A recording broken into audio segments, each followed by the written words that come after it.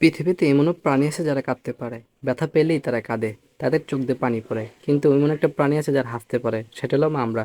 চলুন ব্লগটা শুরু করা যাক।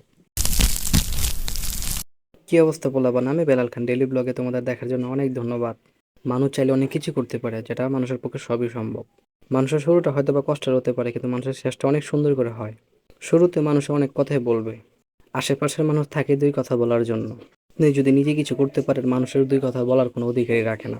এটা আমার 31 নাম্বার ব্লগ। আপনারা শুরু থেকে যারা আমার ব্লগ দেখতেছেন, প্রতিটা ব্লগ প্রতিটার সাথে জড়িত আছে। আপনারা চাইলে শুরু থেকে ব্লগটা দেখতে পারেন। আর যারা শুরু থেকে ব্লগটা দেখতেছেন তাদের তার কোনো কিছু বলারই নাই। তারা যে আমাকে কি পরিমাণ ভালোবাসেন সেটা আমার জানা আছে। এখনো ব্লগ করতে গেলে মানুষের অনেক কথাই শুনতে হয়, কিন্তু একটা সময় দেখিয়ে দিবে আমি কি করতে পারি। এখন মানুষের কোনো জবাব দিব না। একটা সবাই মনে আসবে, আমার কিছু বলতে হবে না। আমার সফলতাই তাদের দেখিয়ে দিবে আমি কি ছিলাম, কি হয়েছি। আজকে হঠাৎ করে চলে গেলাম তোলার বার। বন্ধু ওখানে নতুন ডিউটি নিছে, ওখানে একটু আড্ডা মারার জন্য আমাকে সে সকাল থেকেই ফোন দিচ্ছে, তার সাথে একটু বসে থাকার জন্য।